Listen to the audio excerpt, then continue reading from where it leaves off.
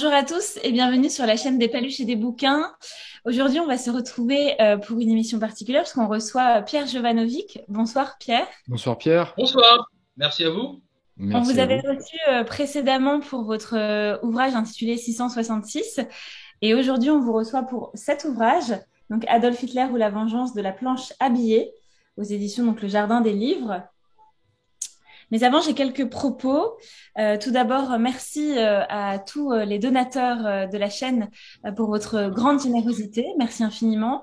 N'hésitez pas à continuer à soutenir et la chaîne, les auteurs et les éditeurs, etc. Et ce travail de recension que l'on fait régulièrement.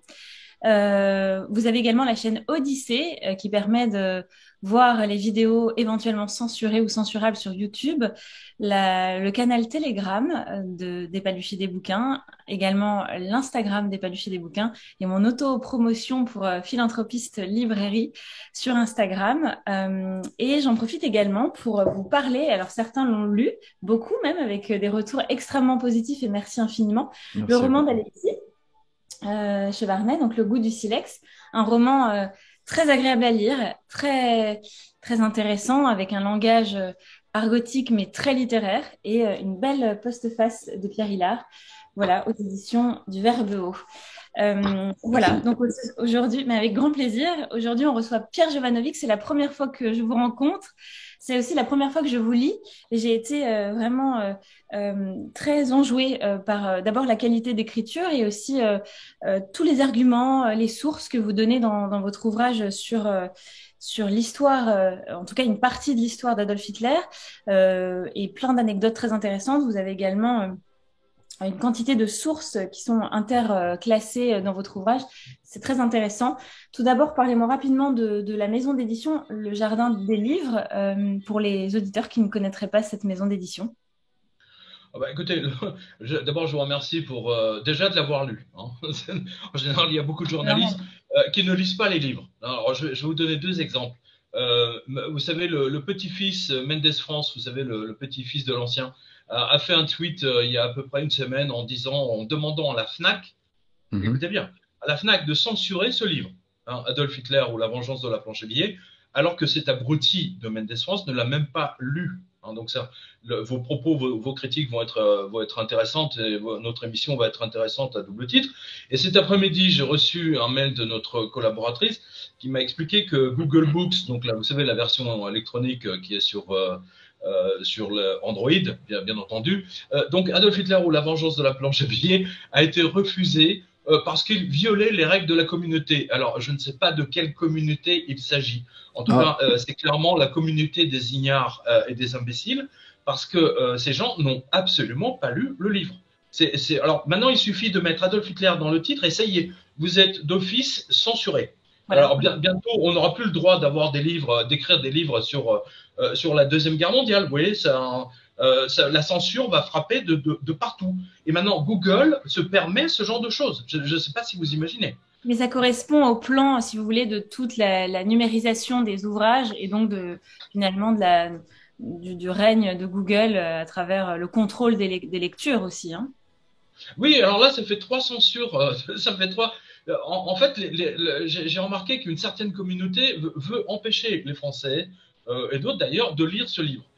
Parce que d'abord, enfin, bon, vous l'avez lu, vous en parlerez tout à l'heure, mais c'est le seul livre qui explique que Adolf Hitler n'aurait pas pu prendre le pouvoir si les trois plus grandes banques allemandes n'avaient pas fait faillite. Voilà, tout simplement. Alors ça, effectivement, c'est une réalité qui dérange, et d'autant plus que la première banque qui était tombée, c'est la banque Rothschild. Alors ça, on ne peut pas dire ce genre de choses. Je précise que les deux autres banques étaient des banques purement allemandes 100%. Donc il n'y en avait pas République une qui aurait Weimar. frappé l'autre. Pardonnez-moi. C'est la République de Weimar, je crois même. Non, ça c'était pendant la République de Weimar. Ça s'est passé, oui, absolument. Ça s'est passé pendant la République de Weimar. Alors justement, Alors, juste pour répondre à votre question en ce qui concerne le Jardin des Livres, vous voyez, le Jardin des Livres publie enfin, beaucoup de livres d'économie, mais pas que. Je veux dire, c'est extrêmement vaste. Je peux vous dire que le best-seller en ce moment chez nous, c'est Souvenirs de l'au-delà. Vous voyez, du professeur Newton. Vous savez, c'est sur les histoires de vie après la mort. Donc, vous voyez que ça n'a rien à voir. Quoique, Quoique, c'est manifestement, il y aura une relation de cause à effet, je sais pas. Mhm. Alors, moi, j'ai une petite question avant de commencer, parce que effectivement, le mot, enfin, parce que c'est un mot pour les novices et les profanes, mais le mot Hitler est un mot censuré, censurable, enfin, en tout cas, qui fait peur. Donc là, on va pas Oui, faire l'apologie d'Hitler, ni l'apologie de c'est pas une apologie, hein, non, non, mais bien sûr, je préfère dire les on est choses parce d'accord. que les personnes qui verront simplement la vignette de l'émission risqueraient de penser que nous sommes de furieux antisémites ou des pro-hitlériens. C'est pas du tout le propos. Et en tout cas, Non, on va c'est pas parler du de tout. votre ouvrage et donc de la planche à billets. Comment Hitler est-il arrivé au pouvoir? Je pense qu'il y a plein de gens qui aimeraient savoir, puisqu'on dit beaucoup de choses dans les livres d'histoire à l'éducation nationale, on dit beaucoup de choses dans la dissidence, mais en vérité, les gens n'en savent pas grand-chose. Bah, écoutez, votre question est vraiment pertinente parce que en ce moment, enfin, attendez, ça fait 20 ans que ça dure. Sur RMC Découverte, vous n'avez pas une seule semaine sans qu'il y ait une émission spéciale Hitler. Vous avez ça sur Netflix, vous avez ça sur Amazon Arte. Prime. Enfin, Sur Arte aussi, il y en a beaucoup. on a des films Mhm. tout le temps qui abordent effectivement cette période de l'histoire, donc de la Deuxième Guerre mondiale, la montée en puissance d'Hitler, mais dans 99,9% des cas, hein, parce que vous avez vu toutes les références que je donne à la fin du livre, dans 99,9% des cas, il n'aborde jamais, mais alors jamais, la crise financière, d'abord la République de Weimar, la planche à billets de la Banque centrale de la République de Weimar, de M. Rudolf von Havenstein, hein, qui imprimait au kilo, si je puis dire. Hein, c'était voilà, qui avait déclenché la fameuse hyperinflation dont les Allemands ont un très très mauvais souvenir. Et donc tous ces documentalistes, tous ces réalisateurs, parce qu'ils se reposent sur des biographies de Hitler ou sur des biographies sur des livres d'histoire parlant des mains, mais il n'aborde jamais la question économique, alors que c'est elle et uniquement elle qui a permis à Hitler de prendre le pouvoir. Et c'est ce que je vous disais tout à l'heure, c'est la faillite des trois plus grandes banques allemandes. C'est un peu comme si la BNP, le Crédit Agricole et la Société Générale en France faisaient faillite à 15 jours, 3 semaines d'intervalle l'une après l'autre. Voilà. Ça vous donne une idée de ce qui s'est passé et de la manière dont les Allemands ont été littéralement ruinés, véritablement. Et donc, à un moment donné, ils ont véritablement exigé de l'ordre et par le ras-le-bol de tous les autres politiques, ils ont voté massivement Hitler. D'ailleurs, je vous signale qu'il n'a pas spécialement gagné les élections tant que ça, hein, comme on le voit dans le livre. Après, on va dire, c'est le destin, hein, c'est la force du destin. Et moi, j'appelle ça plutôt la vengeance de la planche à billets, parce que quand vous imprimez de l'argent qui vous permet d'acheter des choses, et que cet argent n'est pas compensé par l'or ou l'argent ou je sais pas moi les céréales, le blé, des matières premières, eh bien à un moment donné ça déclenche des guerres. Et c'est exactement ce que j'avais annoncé depuis plusieurs années maintenant, que l'utilisation de la planche à billets par la Banque centrale européenne et par la Fed, par la Bank of England, finira par déclencher une guerre. Et vous avez vu récemment, parce que c'est sorti, je ne sais pas si vous l'avez vu, c'est un article dans le Télégraphe de Londres et dans le Daily Mail, enfin toute la presse anglaise l'a repris, lorsque Boris Johnson, au mois de mars, est allé voir Zelensky pour parce que Zelensky en fait voulait signer un accord de paix, enfin une sorte d'armistice avec les Russes.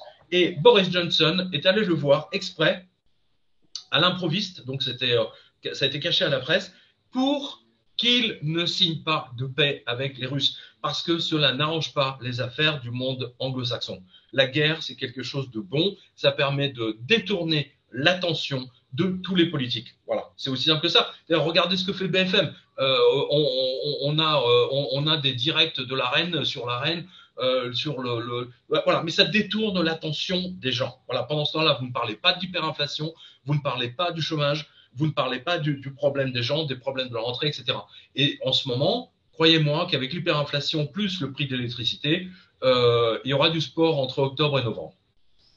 Voilà. Et donc, je comprends mieux pourquoi ils veulent absolument censurer le livre. C'est clair.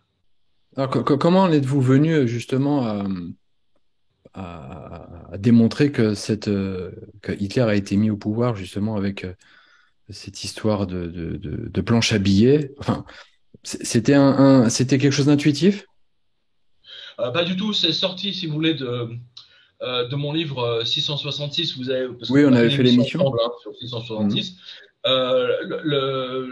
J'ai pu accumuler, si vous voulez, énormément de documentation historique, notamment à la BN, enfin à la Bibliothèque nationale, etc., mais dans d'autres bibliothèques nationales, notamment allemandes, parce que moi je m'étais focalisé en fait sur l'hyperinflation.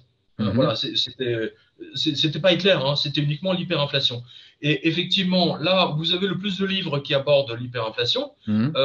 Ce qui m'a mis la puce à l'oreille, si vous voulez, c'est Ben Bernanke, qui était le gouverneur de la Fed américaine Mhm. en 2008, pendant la crise. Et Ben Bernanke a fait son doctorat d'économie sur l'hyperinflation de Weimar.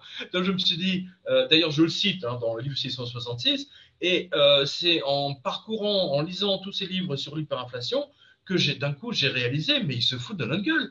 Je veux dire, ils ont réécrit l'histoire. Hitler n'a jamais déclaré la guerre parce qu'il voulait tuer les juifs. Il s'en foutait complètement. Il voulait stopper cette folie de l'hyperinflation, de la ruine des Allemands, du désordre qui régnait. Pour vous donner une idée de ce qui se passait à Berlin, d'accord, vous aviez tout un quartier qui était quand même somme toute assez gigantesque, qui faisait à peu près le quart de Paris, qui était entièrement dédié à la prostitution.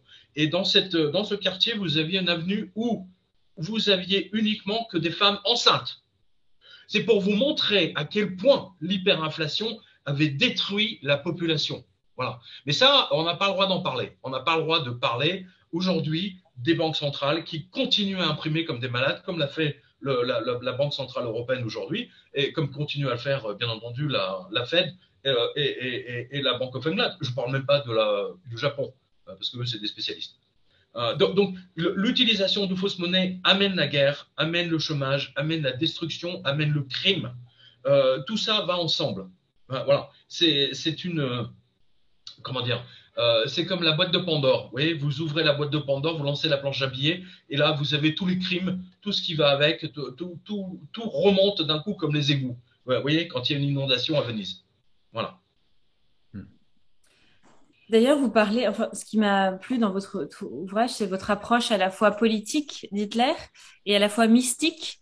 Donc, ce qui est intéressant, c'est de comprendre quel est le personnage. Alors, derrière cette grande intelligence qui parfois, par les médias, aurait pu être perçue comme, enfin, souvent on a dit qu'Hitler n'était pas un homme très intelligent, pas un homme très pertinent, etc. Alors qu'en vérité, c'était un homme très intelligent. Vous avez abordé la question de justement du sadisme, en tout cas de sa recherche du pouvoir et de cette énergie quasiment libidinale, cette catexis qu'avait Hitler. Qu'est-ce qui a permis derrière ce trait de caractère que vous allez peut-être nous décrire si vous le souhaitez, qu'est-ce qui a permis à Hitler d'être le bon candidat pour opérer ces stratégies politiques, économiques et donc qui ont amené à la guerre?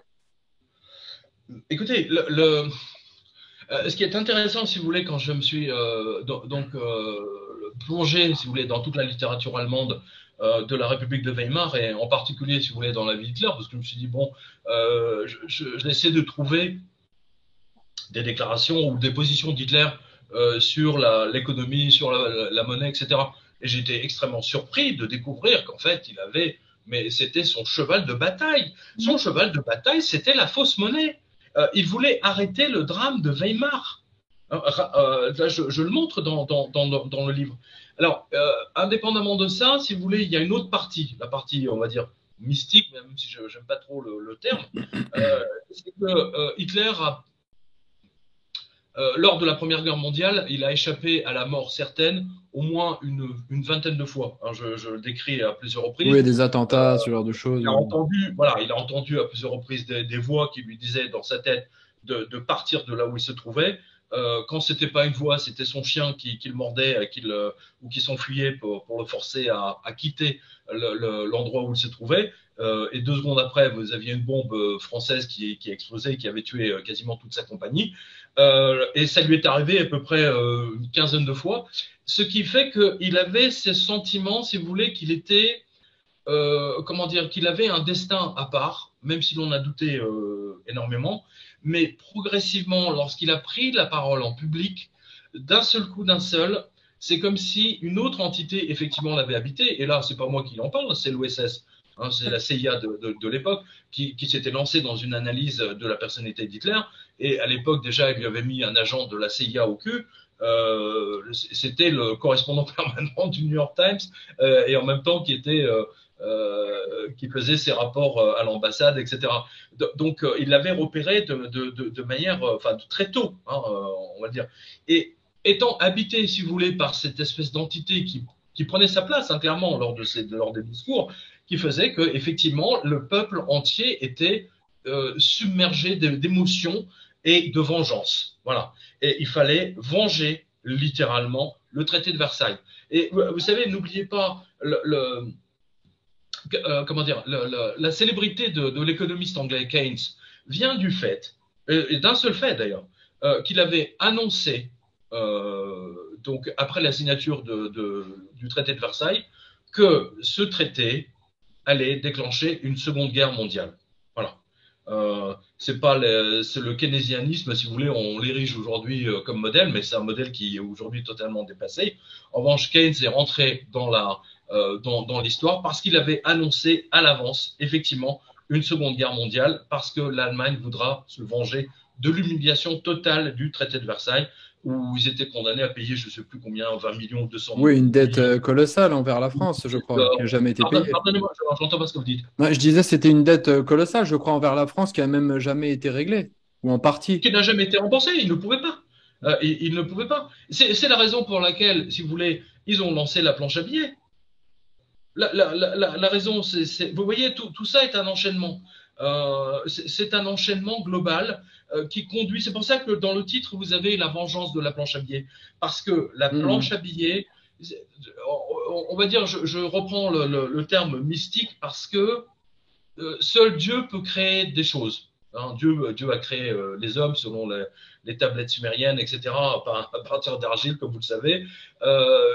Les dieux, entre guillemets, ont cette capacité de pouvoir créer.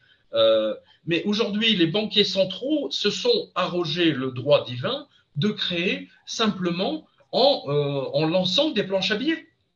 C'est ce qui se passe aujourd'hui. Et n'oubliez pas, cette hyperinflation, elle avait commencé avant la guerre en Ukraine.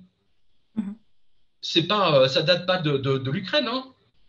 Ça date déjà du mois d'avril de l'année dernière. Et ça date même, rappelez-vous, ça avait commencé très précisément avec le premier confinement Covid. Hein, rappelez-vous. Ah oui, mais on n'a plus de logistique, les livreurs sont malades, des ouvriers sont malades, et les prix ont pris 30% la première année. Voilà. Et donc aujourd'hui, vous avez des classes moyennes, vous avez des classes supérieures qui descendent de plusieurs crans, qui se retrouvent en classe moyenne, les classes moyennes qui descendent de plusieurs crans, qui se retrouvent dans les pauvres qui se retrouvent clochards, et ainsi de suite. Et tout ça va continuer, puisque tant qu'ils impriment, eh bien, ça va continuer jusqu'à l'explosion finale. Voilà. Là, on a l'histoire qui nous le prouve. Vous savez, là, l'histoire, il n'y a pas de miracle quand on utilise la fausse monnaie. Justement, qu'est-ce qui est en train de se jouer en ce moment, peut-être avec l'Ukraine et puis la Russie et puis le reste du monde, d'un point de vue monétaire? Attendez, j'ai pas bien compris votre question. D'un point de vue monétaire, en ce moment, qu'est-ce qui est en train de se jouer au niveau de l'Ukraine, de la Russie et tout ce qui est en train de se passer? Alors, écoutez, au niveau il y a quelque chose qui embête énormément les États-Unis, si vous voulez, c'est le cours de l'or. Et la Banque centrale russe n'a cessé depuis des années, comme la Banque centrale de Chine d'ailleurs, d'acheter tout ce qui pouvait s'acheter sur les marchés européens ou américains en lingots d'or, au plus grand drame d'ailleurs des Américains. Et comme vous l'avez vu dans le livre, à chaque fois, avant les guerres, c'est des guerres monétaires. Voilà. Ce sont des guerres monétaires.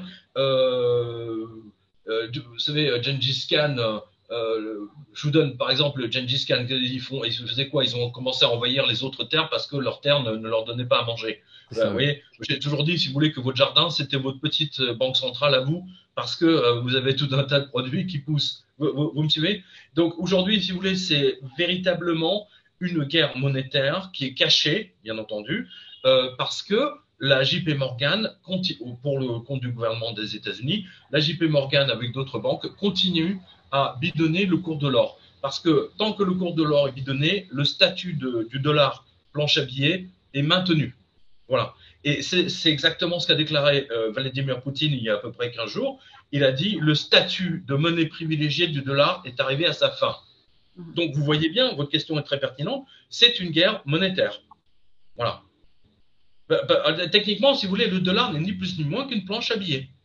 Mais est-ce que ça va débouler justement sur comment dire, un embrasement général? L'Europe C'est forcément, si vous voulez, un embrasement général. Ou juste économique ou vraiment militaire? Alors, quand je parle d'embrasement général, c'est pas forcément une révolution dans le pays même, ça va être une déclaration de guerre. Militaire, on parle militairement, on parre pas économique. Pardon? On parle pas d'un point de vue que économique, mais aussi militaire. Oui, c'est ça, mais de toute manière, si vous voulez, là, je vous redonne un autre exemple que vous avez dans le livre. Août 1914. J'en ai déjà parlé, mais c'est vraiment l'exemple qui parle tout seul. L'état-major, les officiers des effectifs avaient calculé que si la guerre durait plus de 6 mois avec les Allemands, d'accord, ils n'auraient jamais assez de pièces d'or et de pièces d'argent pour payer les officiers et le personnel militaire, les sous-officiers et les soldats. À l'époque, n'oubliez pas, la France était en standard or. C'est-à-dire que tout billet de la Banque de France, vous alliez dans n'importe quelle Banque de France en province ou à Paris, et on vous donnait des pièces d'or ou des lingots à la place. Ne l'oubliez jamais. D'accord? Alors, donc, août 1914, au 15 août, grosso modo, au 10 août, je ne sais plus, au 14 août, en pleine vacances, la France décide du jour au lendemain de suspendre le standard or.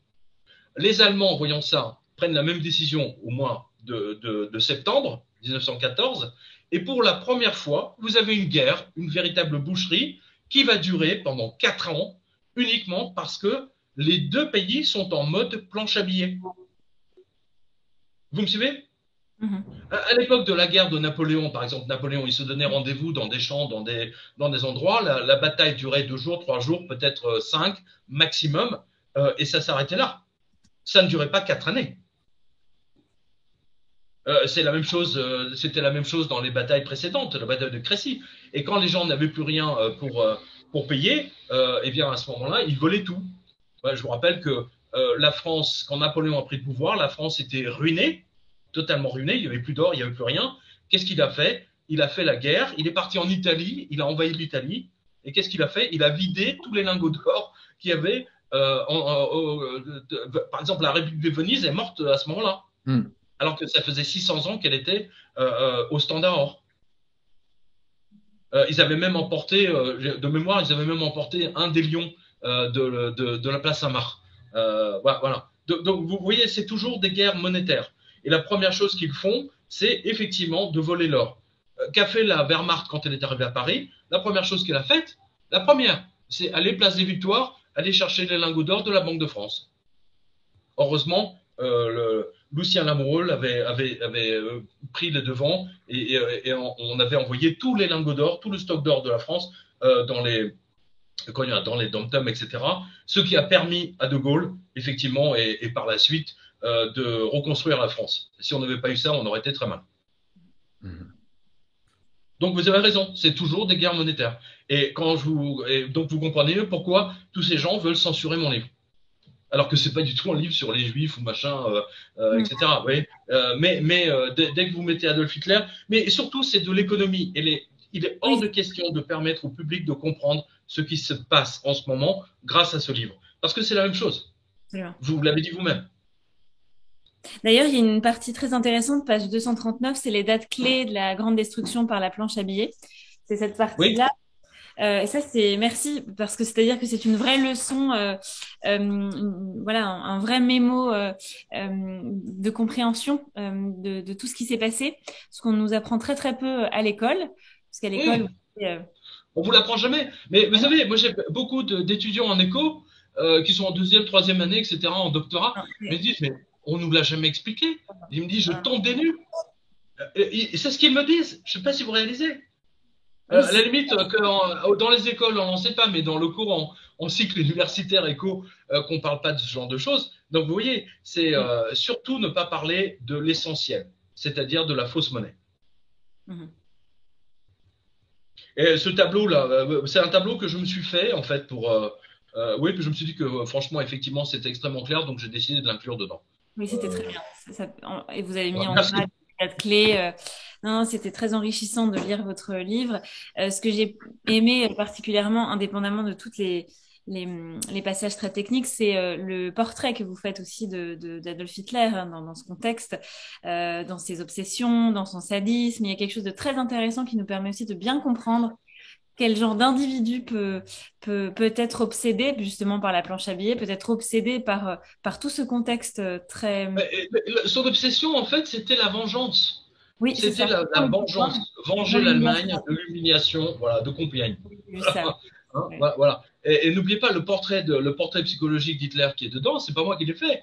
Ce sont les Mm. plus grands psychiatres de l'époque, Absolument. donc Gustav Jung, Carl Gustav Jung, qui était un agent de la CIA de l'époque.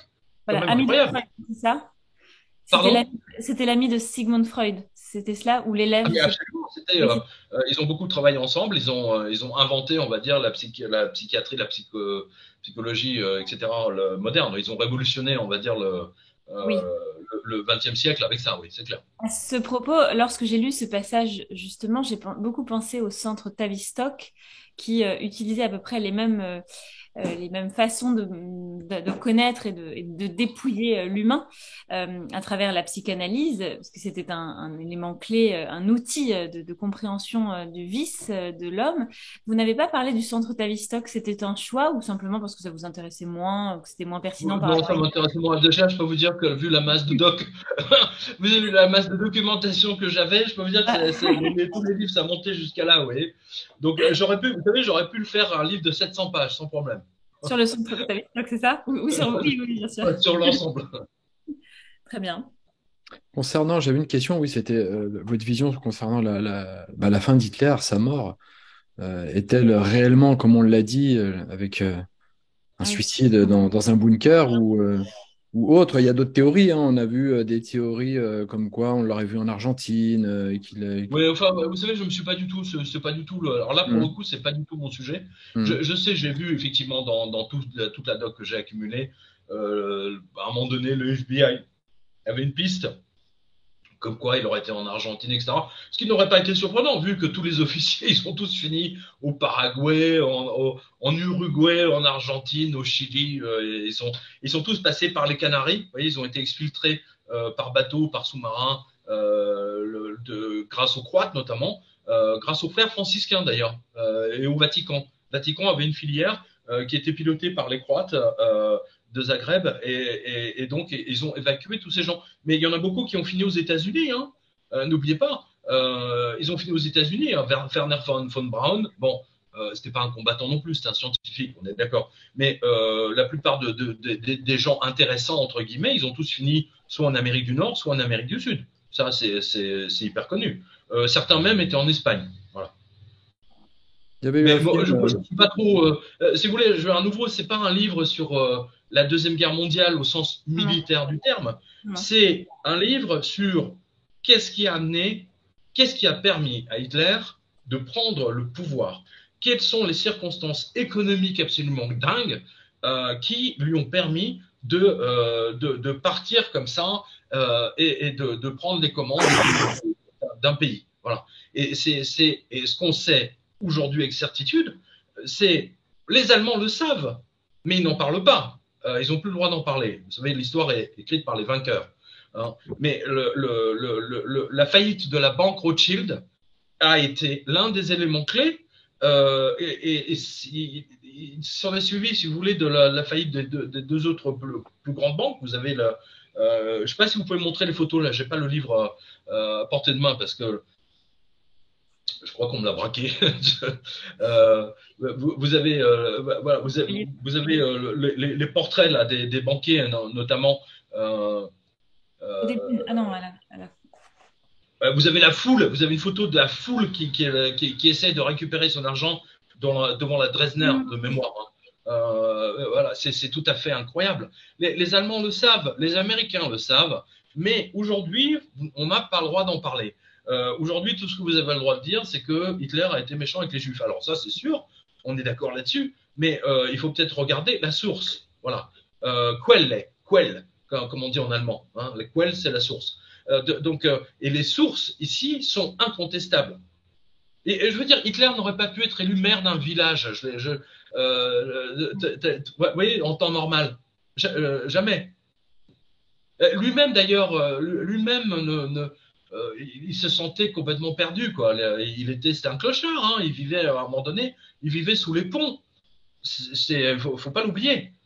Donc vous voyez que le destin, c'est ça qui est extraordinaire d'ailleurs. Le destin prend en main des gens lorsqu'il n'y a pas quelqu'un en poste pour prendre les choses en main. L'histoire est plus forte. Elle prend quelqu'un au hasard sur lequel personne n'aurait parié un centime, un Pfennig en allemand. Un Pfennig. On le voit à travers nos présidents d'ailleurs. Hein. Ils n'ont pas tous la même envergure et la même pertinence politique. Ah bah c'est clair. Bah là aujourd'hui, de toute façon, vous savez, aujourd'hui la France est entre les mains d'un banquier. Vous voyez ce qui est en train de se passer. Ils sont en train de dépouiller.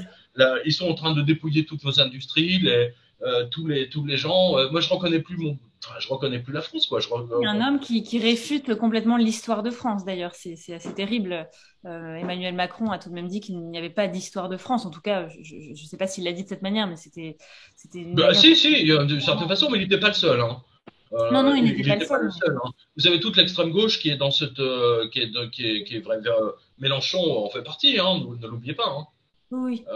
C'est même très très intéressant de voir les conséquences de tout ça.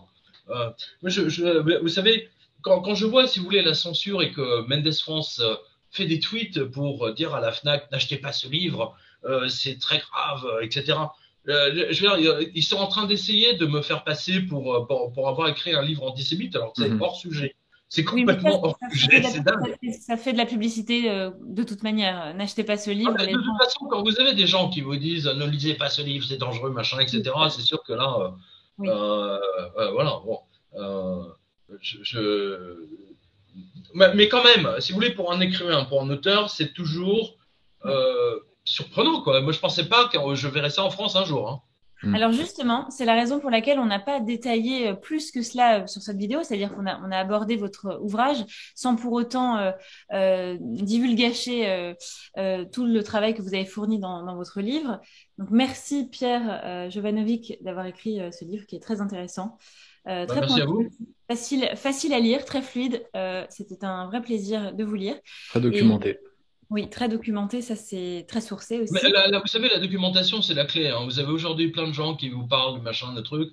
Vous avez tout un gens qui vous parlent sur YouTube, qui font des vidéos, mais qui n'ont jamais lu un seul bouquin, qui n'ont jamais mis les pieds à la Bibliothèque nationale, ne serait-ce que pour consulter des livres de l'époque, ou la presse de l'époque. Presse de l'époque. Est-ce que vous réalisez que la presse française de l'époque allait faire des grandes interviews d'Hitler en 1936, 37, 39. C'est incroyable. Oui. Vous avez toute une partie de la presse française qui collaborait joyeusement. C'était la même chose pour les maisons d'édition. Hein. Elles étaient toutes en grande collaboration avec les autorités de l'époque, hein, allemandes, hein, bien sûr. On a mais c'est moi qui suis censuré. Ouais, oui. On a affaire de toute façon à une époque qui va convertir l'écrit, le livre, en images et en vidéos. On a effectivement beaucoup trop de gens qui se contentent de vidéos et très peu de livres, qui ont peur ou qui n'arrivent plus ou que sais-je, qui n'ont pas l'habitude de lire, alors qu'en vérité, la vérité se trouve dans les ouvrages, et les ouvrages non pas qui récapitulent ou qui font des conclusions, des mises en abîme de conclusions, mais justement, c'est pour ça que la bibliophilie est passionnante. C'est pour ça que c'est passionnant, c'est parce qu'on va vraiment à la source. Et lorsqu'on cherche, récemment, je faisais sur mon compte philanthropiste, je mettais en avant l'ouvrage de Malthus, par exemple. Malthus, quand vous tombez sur une édition originale, c'est passionnant, avec des traductions différentes, avec des choses qui vous permettent. J'imagine que les puristes aussi pour le Capital de Marx pourraient dire la même chose, c'est-à-dire qu'entre les différentes traductions, quand vous allez aux sources, vous avez de chance, pardon, d'atteindre une certaine vérité à travers la connaissance vraie.